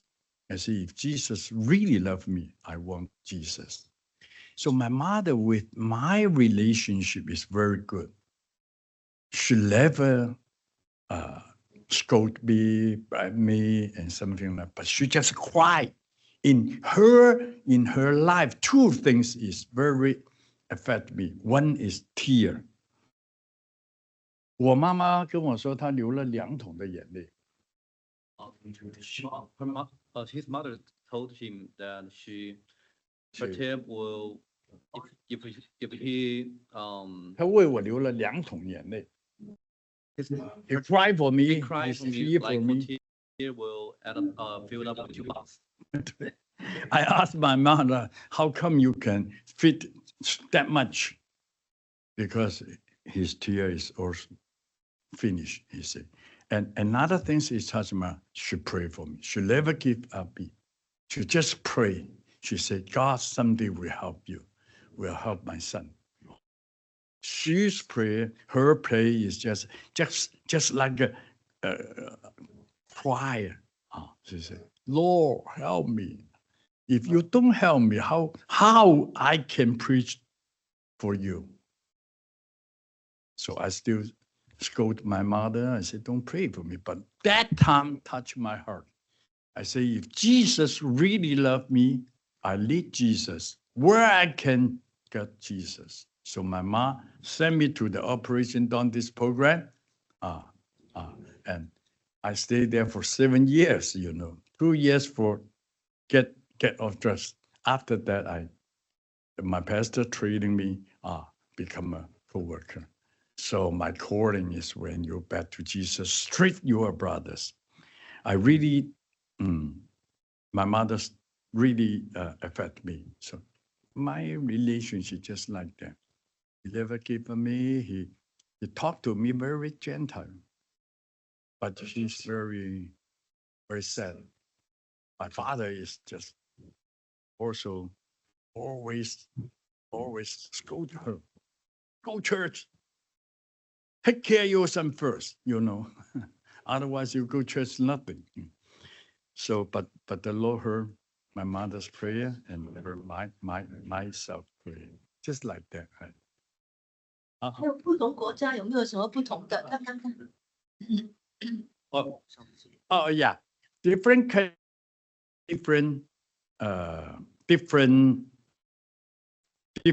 customs, but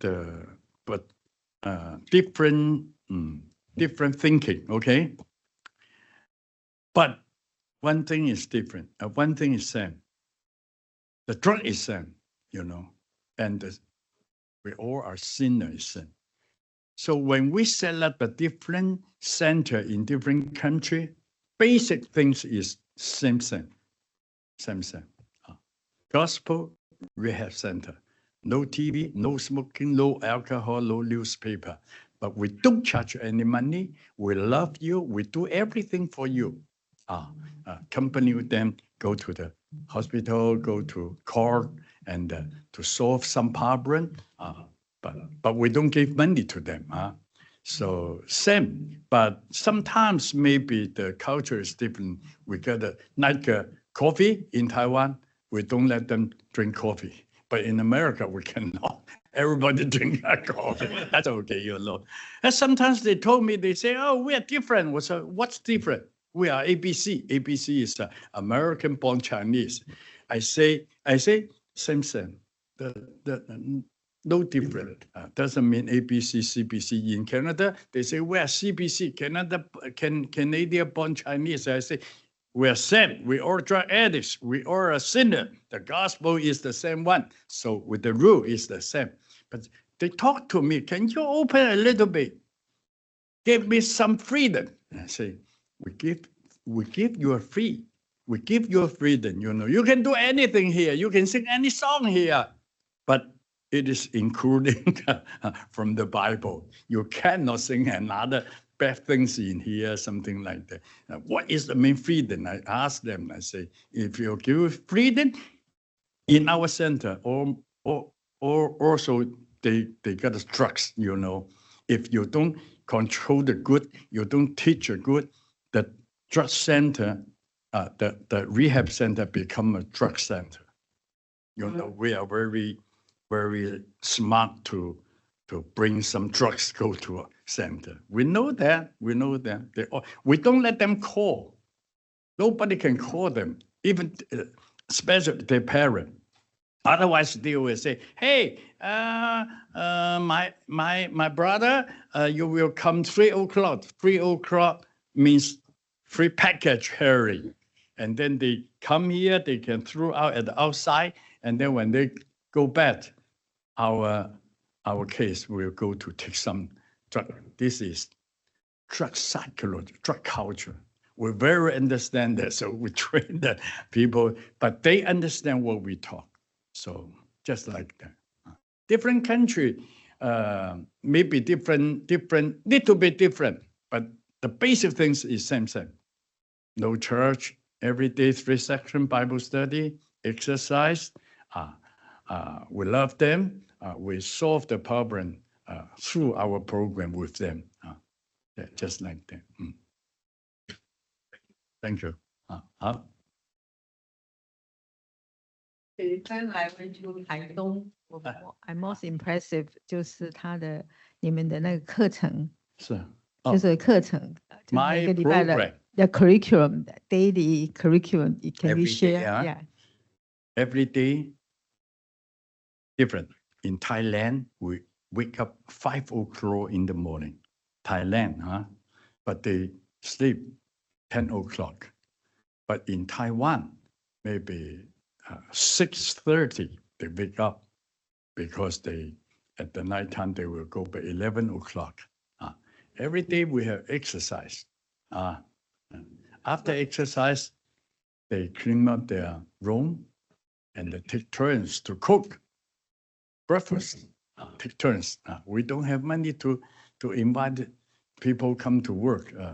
So everybody take turns. If you don't do something, we don't have food to eat. Everybody have to take your responsibility. After breakfast, we have morning time, morning worship time.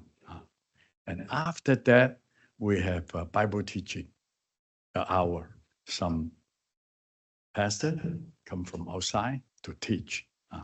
After that, we have work. Some people feed the animals, some people plant the vegetable, some people clean plate to handle the whole place, you know. Some is like a farm, some is like a apartment. So different circumstances, so different work. After lunch, everybody have to sleep. Everybody have to sleep because they are very tired. If they don't sleep, they just feel no ability, you know. So everybody have to sleep. After sleep, we still have a quiet time at the class. After class, so work. Almost 1 week, 1 hour. After 1 hour, exercise. Exercise, some ping pong, some basketball, something like that. See the circumstance. After that, they have free time. They have free time to wash their clothes and do something. And after there is lunch. After lunch, they have free time. Take a shower to do something. We also have a room to 下棋, play chess and do something. And 7 o'clock, quiet time. 8 o'clock, Bible study. After that quiet time, and after that, go to sleep. They cannot go outside. They cannot go outside. After a year, we will have the elders, like a senior, we treat them to go to outside, to buy some food, company with the new boys, go to hospital, go to court to do something, go back to their family. We have to company go back to do family. They cannot stay overnight in their family. Otherwise, it get trouble.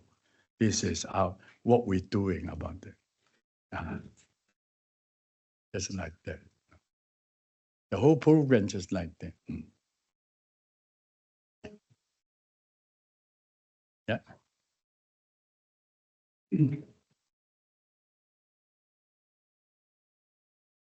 Okay. No. Okay. Thank you for coming. It's just beautiful stuff. And I guess today the first reading, I don't know if you're familiar with the readings today, was about Saint Stephen, and he was stoned to death. Are you familiar with that? Yes, yes. And Saul sat there and witnessed it. Mm-hmm. And then over time, you know, Saint Saul is riding to Emmaus and he gets knocked off his horse and he becomes blind and he sees Jesus and he has this conversion. Yeah. So he has this conversion, right? Uh-huh. And then he becomes the greatest evangelist of all time. Yeah. So I think what you're talking about is people like being like Saul and you yourself, you know, converting and then just becoming incredible proclaimers of the gospel. But I have a question about the conversion process.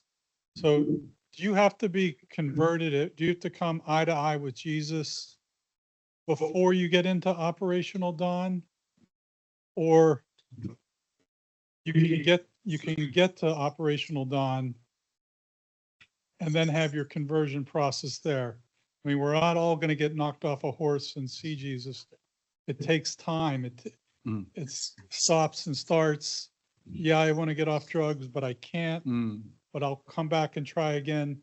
It's not clear to me when people get into Operation Dawn, if they already had this conversion, or as part of Operational Dawn, shepherding them through to the conversion, seeing Christ. 是在去了之后哦 That is good question. Before they came, they don't have conversion. They don't know Jesus. They don't know gospel. They don't know anything about the Bible. So why they come to our ministry, the program? But after the program, through the program, I never see Jesus from my eyes, but I see Jesus through the Bible, and the Holy Spirit touch my heart. So I believe the word of God, what God talked about in the Bible. So I believe Jesus. I never see Jesus. Once upon a time, I went to court. The judge, 法官是不是叫 judge? The judge asked me, because one of our brother, he got trouble, go to court. The judge say, Simon, have you ever seen Jesus? I said, no. How you believe Jesus? Why you believe Jesus? I said, through the Bible say. And the Spirit touched my heart. I believe that. Through the program, day by day, things by things, month by month. Every day we have worship time, meditation, the Word of God, and Bible teaching. Let us understand more about the Word of God. So, day by day, little by little. Someday, they really open their heart. They say, Pastor, can I have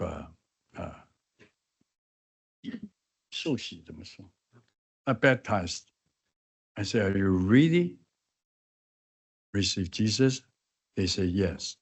So most of the time is after 8 months, they will experience and willing to receive Jesus. But never see from my eyes. Then can I answer your question? It's okay. Very good. One question. Doctor, thank you. Yeah. But one more and very important things. My wife, you come. My wife, yeah. For my experience, the very important things when you help the drug addicts people, they receive Jesus, and then you help them to become a disciple of Jesus and something like that, and then they're serving Jesus. But the very important things is their marriage. If they get the right marriage, that will help 50%. The marriage is very important. So in Taiwan, almost 130 person. Couples. Couples. 130 couples. He marriage. I counsel about that. So when they come, they brought the girlfriend come. I say, did you tell her your drug story? Yeah. I say, you must be honest. Told the people first. And sometimes the girlfriend's father asked me 5 times, hey, you people is on drugs. They will fail them again? I say, I don't know. I cannot guarantee it. Does he get sick? I say, I don't know. I say, but one thing I know, he got changed. Jesus changed his life, but he will put to treat your daughter. You can. The parents said, if like pastor, if like you, I will 放心啦，放心 I will 放心點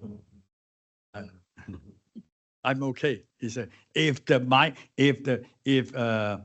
that guys are like your coworker, like you, I said, I also on drugs more than 10 years, because Jesus changed my heart. So it takes time, at least 7 years. 7 years for one person. It takes, some people say it costs so much. I say, you have to cost that. Otherwise, no way to help. Yeah, no fast cure. People just like fast, just like that. Oh, hallelujah, praise God. You already believe Jesus. You can change. I say, this is lifestyle can change. Mental, physical, soul, spiritual, social behavior, social relationship for the whole life, So at least 7 years. Yeah. So my wife, she was a teacher. When some people, some TV program asked her, he said, hey, how come you're so brave? Your marriage with this drug addict, this cancer, you don't afraid that? You are so brave, You don't know how to understand. I say, she is not so brave. She don't know how to afraid me. She don't know how to afraid the drug addict. She don't understand that, But I already got changed, this time. She helped me a lot. She's very humble heart and pure heart to the Lord and love Jesus, so we can go together. Really helped me a lot. So the marriage is very important. So we also including the program. Okay, thank you. 谢谢你啊 Dr. Suli. Thank you very much. Thank you.